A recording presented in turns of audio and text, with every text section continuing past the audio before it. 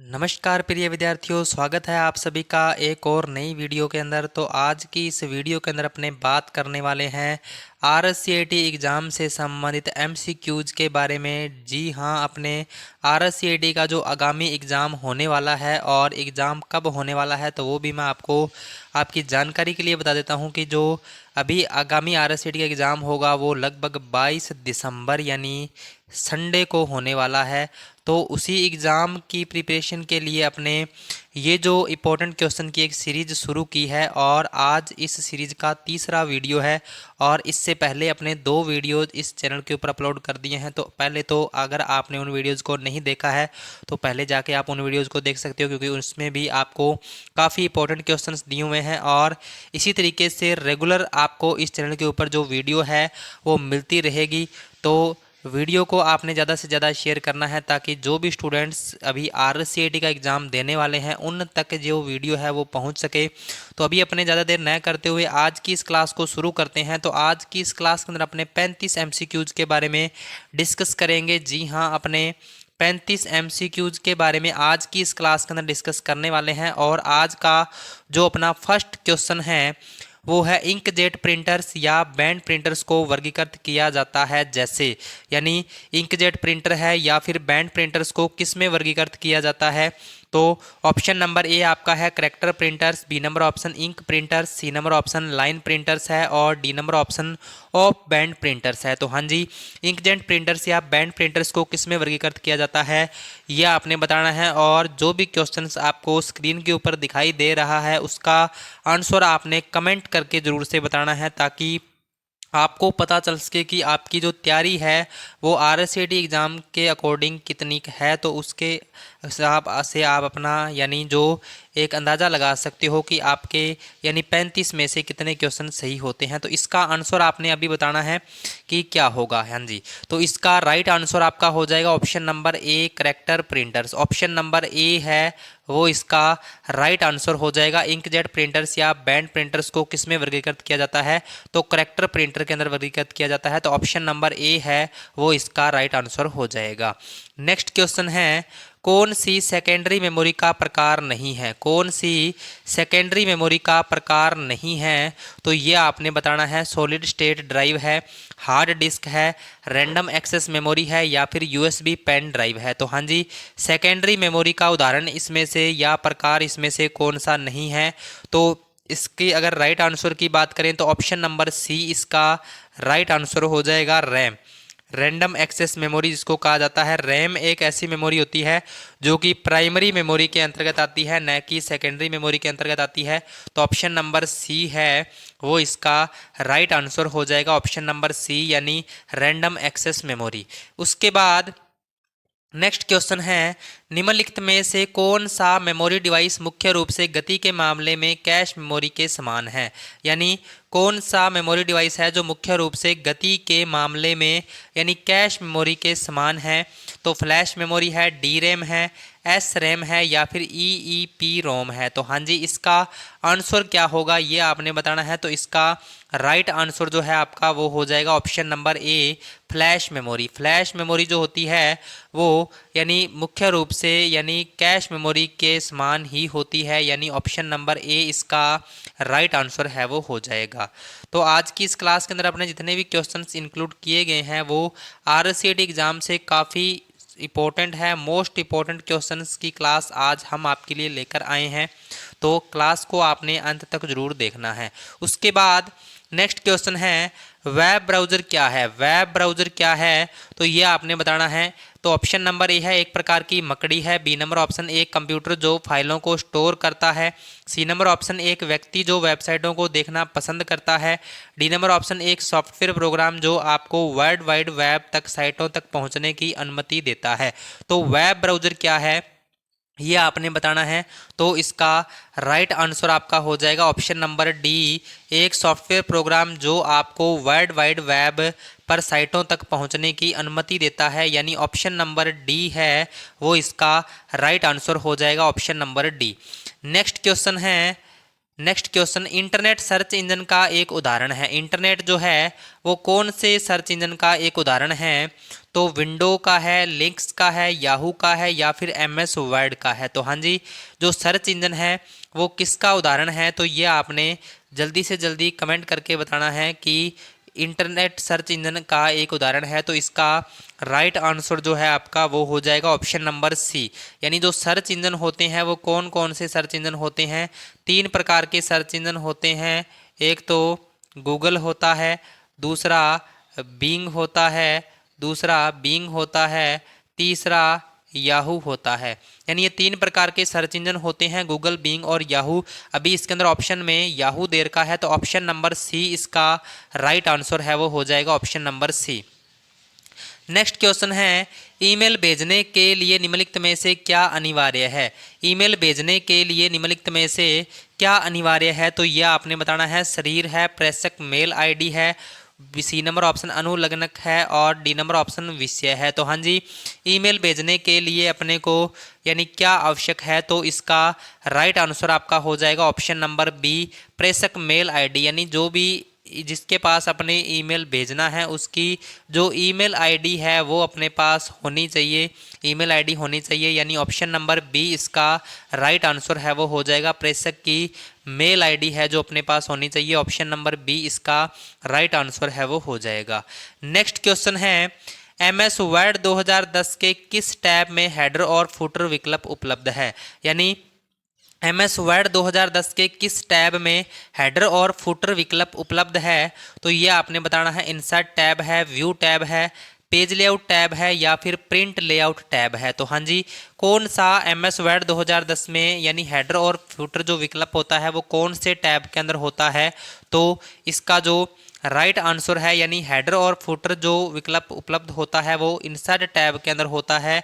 यानी option number A है, option number ए इसका राइट आंसर है, वो हो जाएगा यानी इंसर्ट टैब। उसके बाद नेक्स्ट क्वेश्चन है, निम्न में से कौन सा ई वॉलेट का वैध उदाहरण है? कौन सा ई वॉलेट का वैध उदाहरण है? यानी ड्रॉप बॉक्स है, वे टू एसएमएस है, पेटीएम है या फिर मोस्टर इंडिया है। यानी ई वॉलेट का वैध उदाहरण कौन सा है? तो ये आपने बताना है। ई वॉलेट की अगर अपने बात करें तो ऑप्शन नंबर सी इसका राइट आंसर है, वो हो जाएगा यानी पेटीएम। पेटीएम जो होता है वो ई वॉलेट का एक उदाहरण होता है। यानी ऑप्शन नंबर सी इसका राइट आंसर है, वो हो जाएगा। नेक्स्ट क्वेश्चन है, ई मित्रा का पूरा नाम क्या है? ई मित्रा का पूरा नाम क्या है? तो ऑप्शन नंबर ए है एम्प्लॉयर मित्रा, बी नंबर ऑप्शन है इमरजेंसी मित्रा, सी नंबर ऑप्शन है इलेक्ट्रॉनिक मित्रा, डी नंबर ऑप्शन है नन ऑफ द अबव। तो हाँ जी, इसका राइट आंसर आपका क्या होगा ये जल्दी से जल्दी कमेंट करके बता दीजिए। तो अगर अपने इसके अंदर राइट आंसर की बात करें तो ऑप्शन नंबर सी इसका राइट आंसर हो जाएगा इलेक्ट्रॉनिक मित्रा। यानी ऑप्शन नंबर सी है वो इसका राइट आंसर हो जाएगा। ई मित्रा की फुल फॉर्म क्या होती है? इलेक्ट्रॉनिक मित्रा होती है। उसके बाद नेक्स्ट क्वेश्चन है, माइक्रोसॉफ्ट ऑफिस पिक्चर मैनेजर से क्या आशय है? माइक्रोसॉफ्ट ऑफिस पिक्चर मैनेजर से क्या आशय है? तो ऑप्शन नंबर ए है मूल तस्वीर प्रबंध सॉफ्टवेयर है, बी नंबर ऑप्शन एक आवेदन जो स्कैन किए गए दस्तावेजों को संपादित करने में सहायता करता है, सी नंबर ऑप्शन एक स्कैनिंग और ओसीआर आवेदन, डी नंबर ऑप्शन इनमें से कोई नहीं। तो माइक्रोसॉफ्ट ऑफिस पिक्चर मैनेजर क्या होता है? तो इसके राइट आंसर हो जाएगा आपका ऑप्शन नंबर ए, मूल तस्वीर प्रबंध सॉफ्टवेयर होता है। ऑप्शन नंबर ए इसका राइट आंसर हो जाएगा। यानी इसके अंदर अपने किसी भी पिक्चर वगैरह को अगर एडिट करना है तो वो अपने माइक्रोसॉफ्ट ऑफिस पिक्चर मैनेजर से कर सकते हैं। तो ऑप्शन नंबर ए इसका राइट आंसर है, वो हो जाएगा। नेक्स्ट क्वेश्चन है, नीचे दिए गए स्क्रीन लॉक में से कौन से स्क्रीन लॉक एंड्रॉयड डिवाइस पर उपलब्ध हैं? नीचे दिए गए स्क्रीन लॉक में से कौन सा स्क्रीन लॉक जो एंड्रॉयड डिवाइस पर उपलब्ध है? तो पिन है, पासवर्ड है या फिर पैटर्न है। तो हाँ जी, कौन सा यानी जो स्क्रीन लॉक है वो यानी एंड्रॉयड डिवाइस पर उपलब्ध होता है? तो इसका राइट आंसर आपका हो जाएगा ऑप्शन नंबर डी, यानी उपरोक्त में सभी। यानी ये सभी जो होते हैं वो सभी लोग जो हैं वो एंड्रॉयड डिवाइस पर उपलब्ध होते हैं। पिन होता है, पासवर्ड होता है और पैटर्न भी होता है। उसके बाद नेक्स्ट क्वेश्चन है के जरिए आप वर्तमान डॉक्यूमेंट की किसी लोकेशन को दूसरे डॉक्यूमेंट या वेबसाइट से जोड़ सकते हैं। किसके जरिए आप वर्तमान डॉक्यूमेंट की किसी लोकेशन को दूसरे डॉक्यूमेंट या वेबसाइट से जोड़ सकते हैं? तो लिंक है, हाइपर लिंक है, डेटाबेस है या फिर फॉर्म है। तो हाँ जी, इसका आंसर आपका क्या रहने वाला है? तो इसका राइट आंसर आपका हो जाएगा ऑप्शन नंबर बी, यानी हाइपर लिंक जो होता है वो आप वर्तमान डॉक्यूमेंट को किसी लोकेशन या दूसरे डॉक्यूमेंट या वेबसाइट से जोड़ सकते हैं, जिसको हाइपर लिंक कहा जाता है। और हाइपर लिंक की शॉर्टकट की अगर अपने बात करें तो कंट्रोल प्लस के होती है इसकी शॉर्टकट की, जो कि काफ़ी बार एग्जाम के अंदर पूछी जाती है। उसके बाद नेक्स्ट इंपॉर्टेंट क्वेश्चन है, किसी सेल एंट्री के लिए दिया गया कमेंट स्क्रीन पर क्या दिखाता है?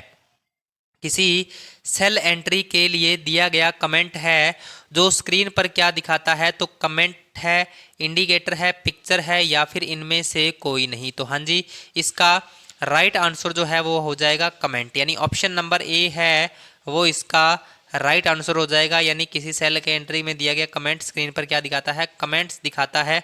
तो ऑप्शन नंबर ए इसका राइट आंसर है वो हो जाएगा। नेक्स्ट क्वेश्चन है, प्रेजेंटेशन में विद्यमान सभी स्लाइड्स का एक जैसा प्रदर्शन चाहने के लिए आप निम्न में से क्या उपयोग करेंगे? प्रेजेंटेशन में विद्यमान सभी स्लाइड्स का एक जैसा प्रदर्शन चाहने के लिए आप निम्न में से क्या उपयोग करेंगे? तो ऑप्शन नंबर ए है स्लाइड ऑप्शन ऐड करना, बी नंबर ऑप्शन है outline view, C number option है स्लाइड लेआउट विकल्प और डी नंबर ऑप्शन है प्रेजेंटेशन डिजाइन टेम्पलेट। तो हाँ जी, इसका जो राइट आंसर है वो हो जाएगा, यानी प्रेजेंटेशन में विद्यमान सभी स्लाइड्स पर एक जैसा प्रदर्शन चाहने के लिए आप किसका उपयोग करेंगे? तो इसका जो राइट आंसर है आपका वो हो जाएगा ऑप्शन नंबर डी, यानी presentation design template. Option number D है वो इसका राइट आंसर है वो हो जाएगा।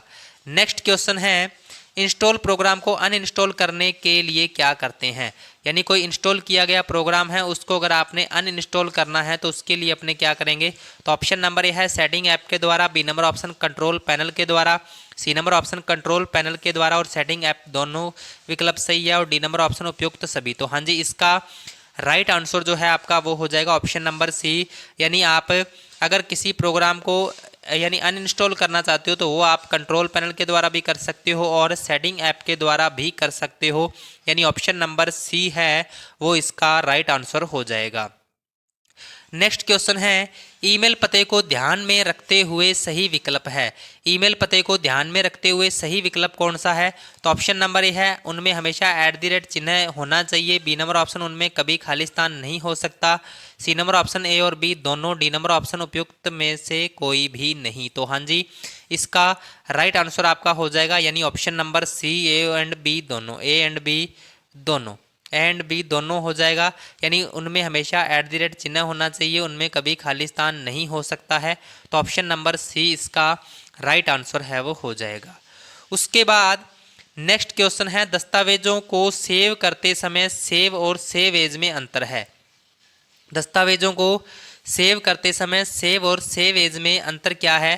तो ऑप्शन नंबर ए कोई भी अंतर नहीं है, बी नंबर ऑप्शन सेव उस दस्तावेज को संग्रहित करेगा जो पहले से ही किसी स्थान में संग्रहित है, C number option save as हमें फाइल का नाम और स्थान बदलने की अनुमति देता है, डी नंबर ऑप्शन बी और सी दोनों। तो हाँ जी, इसका राइट आंसर आपका हो जाएगा बी और सी दोनों, यानी सेवेज जो विकल्प होता है वो उस दस्तावेज को संग्रहित करेगा जो पहले से ही किस स्थान पे सेव किया हुआ है, और सेवेज हमें फाइल का नाम और लोकेशन बदलने की अनुमति देता है। तो ऑप्शन नंबर डी इसका राइट आंसर है वो हो जाएगा। उसके बाद नेक्स्ट क्वेश्चन है, नेक्स्ट क्वेश्चन, पावर पॉइंट प्रदर्शन में कौन सा फाइल प्रारूप नहीं जोड़ा जा सकता? यानी पावर पॉइंट प्रदर्शन में कौन सा फाइल प्रारूप है जो नहीं जोड़ा जा सकता? तो ऑप्शन नंबर ए है .jpg, B number option .htm, C number option .gif और डी नंबर ऑप्शन वेब। तो हाँ जी, पावर पॉइंट प्रदर्शन में कौन सा फाइल प्रारूप नहीं जोड़ा जा सकता है? तो इसका राइट आंसर आपका हो जाएगा ऑप्शन नंबर बी, यानी .htm। .htm जो है वो फाइल प्रारूप नहीं जोड़ा जा सकता है, तो ऑप्शन नंबर बी इसका राइट आंसर है वो हो जाएगा। नेक्स्ट क्वेश्चन है, कौन सी कुंजियों के संयोजन से पावर पॉइंट प्रस्तुतिकरण में नया स्लाइड जोड़ा जा सकता है? कौन सी शॉर्टकट कुंजी की सहायता से पावर पॉइंट प्रस्तुतिकरण में नया स्लाइड है जो जोड़ा जा सकता है? तो ऑप्शन नंबर ए आपका है कंट्रोल+X, बी नंबर ऑप्शन कंट्रोल+N, C number option control plus M है, D number option control plus Z है। तो हाँ जी, अगर अपने पावर पॉइंट में नया स्लाइड जोड़ना है तो अपने कंट्रोल प्लस एम से जोड़ सकते हैं, यानी ऑप्शन नंबर सी इसका राइट आंसर है वो हो जाएगा। नेक्स्ट क्वेश्चन है संक्षिप्त रूप GUI का विस्तारित रूप है। संक्षिप्त रूप जो GUI यानी GUI की फुल फॉर्म आपको बतानी है, GUI की फुल फॉर्म क्या होती है। तो इसका जो राइट आंसर है वो हो जाएगा आपका ग्राफिकल यूजर इंटरफेस, जो कि ऑप्शन के अंदर नहीं दिया हुआ है। ग्राफिकल यूजर इंटरफेस होता है GUI की फुल फॉर्म। तो अभी इसमें से कोई भी ऑप्शन नहीं दिया हुआ है, ऑप्शन सारे के सारे गलत दिए हुए हैं। GUI की फुल फॉर्म होती है ग्राफिकल यूजर इंटरफेस। उसके बाद नेक्स्ट क्वेश्चन है इंटरनेट एक्सप्लोरर है। इंटरनेट एक्सप्लोरर क्या है? तो एक वेब ब्राउज़र है, कैलकुलेटर है, म्यूजिक प्लेयर है या फिर चैट रूम है। तो इंटरनेट एक्सप्लोरर क्या होता है? एक प्रकार का वेब ब्राउज़र होता है, यानी ऑप्शन नंबर ए इसका राइट आंसर है वो हो जाएगा। यानी इंटरनेट एक्सप्लोरर क्या होता है? एक प्रकार का वेब ब्राउज़र होता है। उसके बाद नेक्स्ट क्वेश्चन है संक्षिप्त रूप DIMM का विस्तारित रूप है, यानी DIMM की फुल फॉर्म आपको बतानी है। DIMM की फुल फॉर्म क्या होती है? तो DIMM की फुल फॉर्म की अगर अपने बात करें तो इसका राइट आंसर हो जाएगा dual in line memory module. तो हाँ जी, ऑप्शन नंबर सी है वो इसका राइट आंसर है वो हो जाएगा। DIMM की फुल फॉर्म होती है dual in line memory module. उसके बाद नेक्स्ट क्वेश्चन, इनमें से कौन इनपुट आउटपुट युक्ति नहीं है? इनमें से कौन सी इनपुट युक्ति भी नहीं है और आउटपुट युक्ति भी नहीं है? तो ये आपको बताना है। तो इसका आंसर जल्दी से जल्दी कमेंट कीजिए। स्पीकर नहीं है, प्लॉटर नहीं है, मॉनिटर नहीं है या फिर ALU नहीं है। तो इनपुट आउटपुट युक्ति कौन सी नहीं है? तो ऑप्शन नंबर डी इसका राइट आंसर हो जाएगा। ऑप्शन नंबर डी यानी ALU। ALU की अगर अपने बात करें तो अर्थमेटिक लॉजिक यूनिट होती है, जो कि एक प्रकार की प्रोसेसिंग डिवाइस यानी CPU के अंतर्गत आती है। तो ऑप्शन नंबर डी इसका राइट आंसर हो जाएगा। ये एक इनपुट आउटपुट युक्ति नहीं है।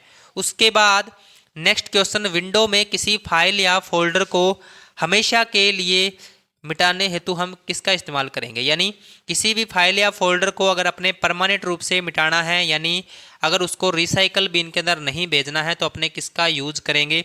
तो ऑप्शन नंबर ए है शिफ्ट प्लस डेल का, B number option alt plus del का, C number option control plus del का, D number option none of the above. तो हाँ जी, किसी फाइल या फोल्डर को हमेशा के लिए मिटाने हेतु अपने शिफ्ट प्लस डेल का यूज करेंगे। ऑप्शन नंबर ए इसका राइट आंसर हो जाएगा, ऑप्शन नंबर ए। उसके बाद नेक्स्ट क्वेश्चन, टिम बर्न्स ली द्वारा दी गई अवधारणा है। टिम बर्न्स ली द्वारा दी गई अवधारणा कौन सी है? WWW है, HTML है, सिमेंटिक वेब है या फिर उपरोक्त सभी है। तो हाँ जी, इसका राइट आंसर आपका हो जाएगा टिम बर्न्स ली द्वारा, यानी WW की जो अवधारणा थी वो पेश की गई थी, वर्ल्ड वाइड वेब जिसको बोला जाता है। ऑप्शन नंबर ए इसका राइट आंसर है वो हो जाएगा। नेक्स्ट क्वेश्चन, निम्नलिखित में से कौन भारतीय सुपर कंप्यूटर का उदाहरण नहीं है? कौन सा भारतीय सुपर कंप्यूटर का उदाहरण नहीं है? परम नहीं है, अनुराग नहीं है, AS400 या फिर उपरोक्त में से कोई नहीं। तो इसका राइट आंसर आपका हो जाएगा AS400 जो है वो, यानी भारतीय सुपर कंप्यूटर का उदाहरण नहीं है। ऑप्शन नंबर सी इसका राइट आंसर है वो हो जाएगा। नेक्स्ट क्वेश्चन, साटा का विस्तारित रूप है। साटा का विस्तारित रूप क्या है? साटा का विस्तारित रूप आपने बताना है। तो साटा का विस्तारित रूप क्या हो जाएगा? इसका राइट आंसर आपका हो जाएगा option number C, serial advance technology attachment, यानी ऑप्शन नंबर सी है वो इसका राइट आंसर है वो हो जाएगा। नेक्स्ट क्वेश्चन, कर्सर के बाईं ओर के अक्षर कौन सी कुंजी से मिटते हैं? कर्सर के बाईं ओर के जो अक्षर है वो कौन सी कुंजी से मिटते हैं? एंड कुंजी से, बैकस्पेस से, डिलीट से या फिर होम से। तो कर्सर के बाईं ओर के अक्षर मिटाने के लिए अपने बैकस्पेस यानी बी फॉर बायां यानी बैकस्पेस कुंजी का अपने यूज करेंगे। और यही अगर दाईं ओर का पूछे तो इसका राइट आंसर आपका डिलीट हो जाएगा। अभी बाईं ओर का पूछा गया है तो बैकस्पेस इसका राइट आंसर है वो हो जाएगा। Next question, MS excel program में खानों की चौड़ाई और पंक्ति की लंबाई मापी जाती है। MS एक्सेल प्रोग्राम में खानों की जो यानी जो बॉक्सेस बने होते हैं उनकी चौड़ाई और पंक्ति की लंबाई किस में मापी जाती है? इंच में मापी जाती है, पिक्सल में, सेंटीमीटर में या फिर परसेंटेज में। तो हाँ जी, इसका राइट आंसर आपका हो जाएगा ऑप्शन नंबर ए, इंच में। यानी किस में मापी जाती है? इंच के अंदर मापी जाती है। तो ऑप्शन नंबर ए इसका राइट आंसर है वो हो जाएगा। नेक्स्ट क्वेश्चन है, जब आप होम टैब में फॉर्मेट पेंटर आइकन पर क्लिक करते हैं तो आप देखते हैं कि उसका माउस पॉइंटर खाली स्थान में बदल जाता है। यानी जब आप होम टैब में फॉर्मेट पेंटर आइकन पर क्लिक करते हैं तो आप देखते हैं कि उसका जो माउस पॉइंटर है वो किस में बदल जाता है, तो एरो में बदल जाता है, बीम में, पेंट ब्रश में या फिर ब्लैक एरो में। तो हाँ जी, इसका राइट आंसर जो है आपका वो हो जाएगा option number C, paint brush, यानी पेंट ब्रश में बदल जाता है। तो ऑप्शन नंबर सी इसका राइट आंसर है वो हो जाएगा। नेक्स्ट क्वेश्चन है, निम्न में से किस प्रकार के साइबर अटैक के द्वारा आपको चाही गई वेबसाइट की जगह अन्य वेबसाइट पर ले जाया जाता है। यानी निम्न में से किस प्रकार की साइबर अटैक के द्वारा आपको चाही गई वेबसाइट की जगह अन्य वेबसाइट पर ले जाया जाता है। तो डीएनएस पॉइजनिंग है, फिशिंग है, सेशन हाईजैक है या फिर उपरोक्त सभी है। तो इसका राइट आंसर आपका हो जाएगा ऑप्शन नंबर ए, डीएनएस पॉइजनिंग, यानी ऑप्शन नंबर ए है वो इसका राइट आंसर हो जाएगा। नेक्स्ट क्वेश्चन, कंप्यूटर अनुप्रयोग में कार्यपुस्तिका मूल रूप से किससे संबंधित है।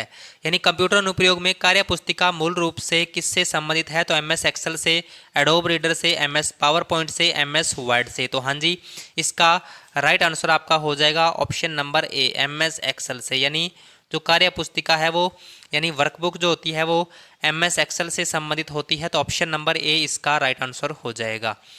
नेक्स्ट क्वेश्चन है, कंप्यूटर सिस्टम का एक हिस्सा जिसमें कंप्यूटर निर्देशों पर डेटा होता है।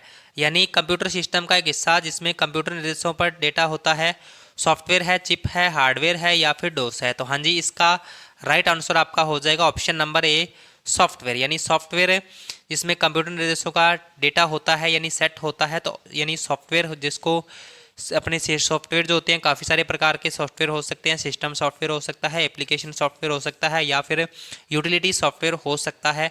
तो अभी इसमें सीधा सॉफ्टवेयर का पूछा गया है तो ऑप्शन नंबर ए इसका राइट आंसर हो जाएगा।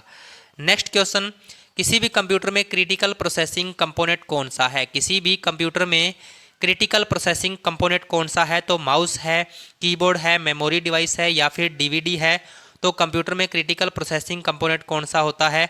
तो इसका राइट आंसर आपका हो जाएगा ऑप्शन नंबर बी, यानी अपना कीबोर्ड। कीबोर्ड यानी क्रिटिकल प्रोसेसिंग कंपोनेंट होता है। तो ऑप्शन नंबर बी इसका राइट आंसर हो जाएगा। नेक्स्ट क्वेश्चन, डॉट मैट्रिक्स और सॉलिड फॉन्ट प्रिंटर किसके उदाहरण हैं। डॉट मैट्रिक्स और सॉलिड फॉन्ट प्रिंटर जो है वो किसके उदाहरण हैं। लाइन प्रिंटर के हैं, ऑफ बैंड प्रिंटर के हैं, करेक्टर प्रिंटर के हैं या फिर इंक प्रिंटर के हैं। तो हाँ जी, इसका राइट आंसर आपका हो जाएगा ऑप्शन नंबर सी, यानी character printer. Option number C है वो इसका राइट आंसर हो जाएगा। तो ये थे आज के कुछ 35 क्वेश्चंस जो कि आज की इस क्लास के अंदर अपने डिस्कस किए हैं। और ये जो भी क्वेश्चंस हम आपके लिए लेकर आ रहे हैं ये आपके प्रीवियस RCAT एग्ज़ाम के अंदर जो क्वेश्चंस पूछे जाते हैं उन्हीं क्वेश्चंस को आज की इस क्लास के अंदर ऐड किया गया है।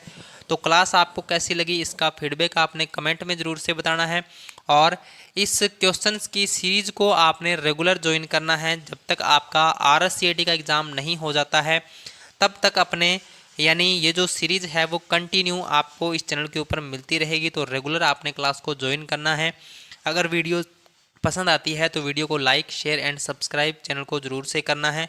अभी अपने मिलते हैं नेक्स्ट वीडियो के अंदर कुछ नए इंपॉर्टेंट क्वेश्चंस के साथ। तब तक के लिए जय हिंद, जय भारत।